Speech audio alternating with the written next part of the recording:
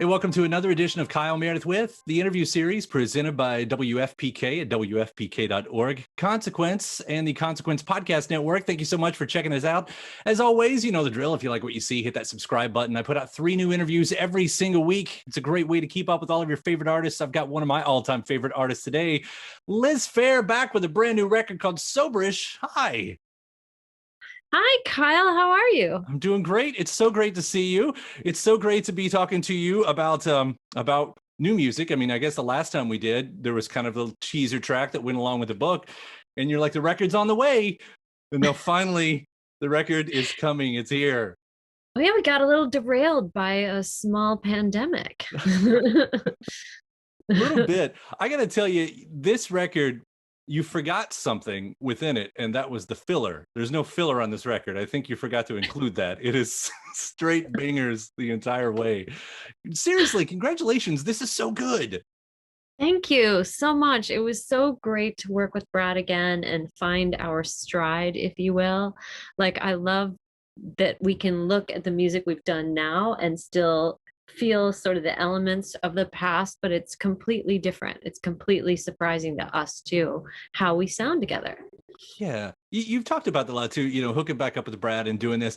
How much how much time traveling did you actually allow yourself? I know there is a bit of wanting to get back to that thing that we all got to know in the early days, but how much is actually that before you cut the line and say, okay, no, but because we still have to push forward, right?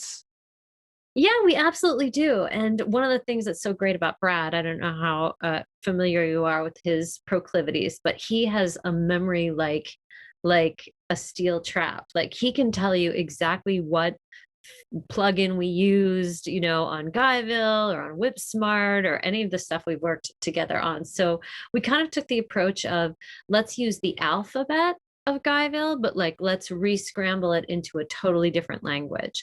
I really wanted us to feel like we were on a surprising footing so that we were searching and we were pushing into the new for ourselves. But we used a lot of the sounds from our previous incarnation, if you will. I remember it was an interview with I want to say Charles from Pixies, and he was talking about how in the later days people still expected him and the Pixies to sound spontaneous, and how hard it was to try to sound spontaneous. There are those moments all over this record where I do. It sounds like these great like is that part of it for you? Do you like try, or did that actually happen a little bit more naturally? That we did not try. I mean, we the mandate was to search for the new. So you can't help but be spontaneous because you don't know where you're going. But that is sort of like the biggest drug for me. Like that would be my number one drug is creativity, not knowing where you're going and finding your way into it and kind of creating something that at least to my ears I haven't heard before. I haven't heard myself this way, and I really wanted it to sound different from other things that were being put out at this time. So that was pure pleasure. Yeah, one of the things I've always loved about your songwriting, with kind of that in mind, is, as you talk about in your first biography with horror stories, you take us back to your early days when you were an art student and you approached music as kind of an art project, and then you took on these pop grandeurs as you went along. And I think that's what I love about it, because it still sounds like you're going, I'm going to write a pop song, but it's still going to be an art project. Like, am I Yes, close yes. with that? But you are absolutely, that's a bullseye. I see sound visually, and when I'm in the studio, I'm looking at kind of a sphere of music and placing things in different places and thinking about stuff. I know I can't speak for Brad in terms of the visual aspect, but he's very particular about sounds too. And I really also think something that is very visual for us is kind of coming together, and his jazz background and my pop sensibilities, and not taking away from the weird chords I make with my hands. Like I literally see the fretboard as a visual space. And if I'm playing low on it, I need to go high, and I'm using my fingers to reach strange notes. And he's such an appreciator of that kind of quirkiness in me, whereas another producer might very well just slap a big fat major A over it because he's like, that's kind of what you're trying to do, and I'll help you get there, little missy. You know what I mean? Like Right. there's a sense of nuance that he allows to flourish. Yeah. Well, these moments, as we talked about, do happen all over the place. I'll point out, like I'm a big fan of the lead singles with Hey Lou and Spanish Doors, but especially Soul Sucker has just kind of got its claws in me right now because, like, I think in other interviews you're talking about, especially musically, even going back to what you were listening to in those college days with the 80s college rock and indie rock and all that. But with that track right there, like I'm hearing like Massive Attack, sort of I that love it. trip hop. Please hear that. Trip hop is back now anyway, so this is perfectly timed at the moment. But I did want to ask about that one because it musically to me it does seem sort of like the outlier against all the others on the record. Well, I sort of see it in tandem with In There. I see those two as being paired up. I thought about pairing none of these arrangements are traditional. That was one mandate. Like none of these, I didn't want the listener to notice. I wanted to be so good at what we did that you wouldn't even notice how bizarre the structures of these songs are, and that there was like hook galore so that you would just kind of go along with me and not even know you'd gone down this really weird path. Soul Sucker, I love that you love that song. Are you hearing the ghost lyric in there? Because even people on my label haven't heard it. They're like, when they saw the lyrics printed out, they're like, "Are is this wrong?" And I'm like, "No, it's in there." Do you hear I gotta on the listen to it second verse? again. Yeah, We because did something that I like to call the Tokyo fade. So listen to the second verse on that. You've got two competing lead vocals. One is sort of ghostly, and they're doing this. They're crossing each other in a slow motion slide. Oh wow. Yeah. That sounds bullshit like that. Bullshit like that. It's usually my computer that does that. I'm glad it was yours. Sorry, my bad. I don't know if you noticed in the beginning of this, I was like sneakily doing the do not disturb. I guess it didn't work, but I did hit that. It's fine. No, but I noticed you're doing that in other places too. Like, Spanish Doors has a sort of a dual thing hitting it the entire time. 100%. It's all over the place. I mean, like I worked in television composition for a while, so sound design is really big to me. And Brad spent those interim years when we weren't working together, working on mixing, and he did a lot of like heavy duty mix type stuff. Like bands would want a approach on their records. And so I think that shows a lot in this. Sound design is pretty heavy in there. And plus, I've just been working in music so long. I need experimentation. I need to feel like I'm going into, I was just listening to this album that Pitchfork reviewed by a band called Growing. That's like a soundscape. That stuff sounds normal to me now. Like that's what my brain needs to hear. I need all that stuff. Right. It's funny. I'm going to bring up one thing that you were talking about, going through all these different paths and everything with your song, because what do I have behind me? But this right here. Let's see here.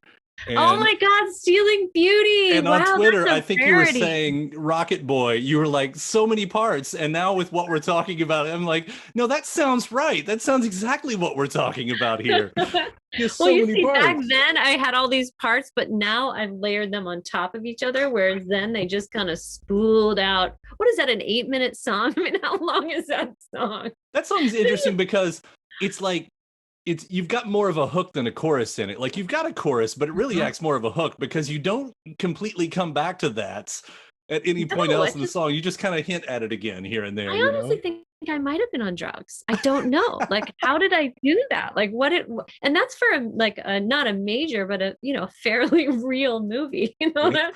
I mean, I think about some of the songs I put in movies, like, Don't Have Time. That's a crazy wild song. Like I have snuck in some real weirdo songs into films and television. I'm very proud of that. Yeah. That's what B-sides are for. I miss B-sides.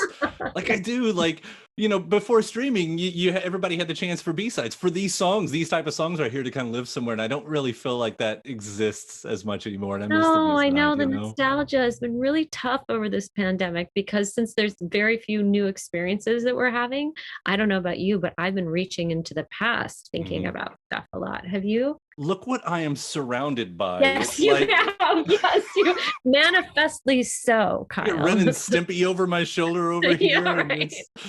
maybe that was good for us. Maybe we were barreling forward without, enough anchoring. Sure. I'll take that. That makes me feel better about it anyway. Thanks, Sure, doctor. we'll put a silver lining on I'll lay down. that.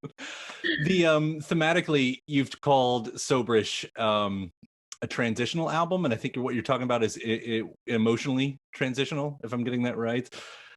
Like, I don't know, am I asking right? Is it sort of the balance, and I'll take your books again, between horror stories and fairy tales?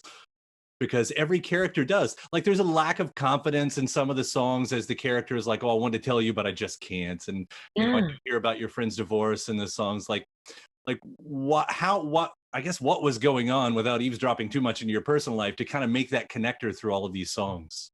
You're too smart. You're too smart. You're catching all my tricks. Yeah, it's absolutely, because I'm the one, for people that are listeners, they may or may not have even heard that I wrote a book or a memoir, but for me, the creator, it's very much a part of what led to Soberish being the way it is. Mhm. So I do see it as a bridge. I almost see like horror stories coming out, then Soberish happens, then FairyTales shows up, and then the next record happens. Like that's very much what I'm doing. I'm kind of having, and I also think that it was a bridge culturally because of the 2016 political situation and all that we've been going through as a country. We are going through an upheaval. Mhm. And I think that lends me, I absorb all that as an artist, and I'm writing from that space of like, I'm not even really sure what this country is. I'm not even sure if this relationship is a relationship.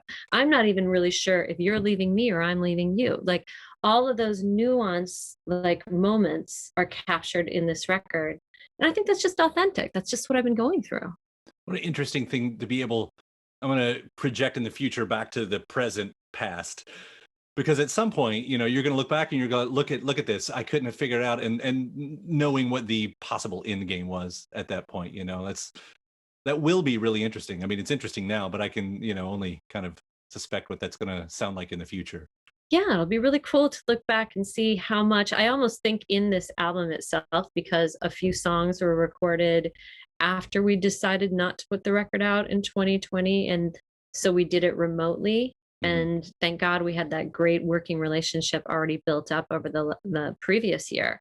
But I feel like almost like sedimentary layers in archaeology or whatever, or Mhm. geology, you can tell the uncertainty and the kind of like lostness of the first part, and then toward the end you can feel the Biden win. I mean, like, the last couple songs are like, yeah, I'm back. You know what I mean? Like, I think I will 10 years from now look back on that as like an absolute demarcation line. What was it? Because there's a song you slip in there towards the end, and that is Bad Kitty, which more or less closes out the record, other than a little reprise. And I thought, here's a song to me, especially as we look back and forth from the present to the past, of trolling the 90s press, who gave you so much, flack for talking anything sexually back then. And now it's just, I mean, it is so sort of blunt and like, Par for the course. yeah, Yeah. there it I was is. like, no big deal.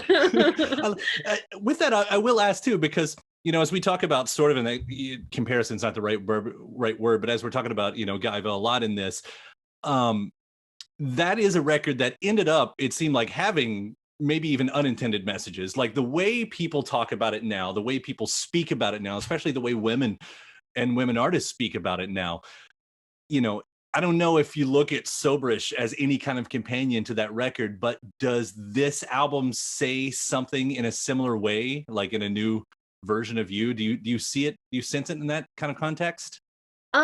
The difficult part would be, back when I made Guyville, I had so much more certainty about what was right and wrong and who was bad and good, and I could point fingers, as one can only do in the early part of your life, where life has not dealt you enough blows to make everything, it's a little bit this, but it's kind of that. And I could see that point of view. Like, I know too much now. Mhm. I can't with any certainty kind of be like, you suck and I'm calling you out.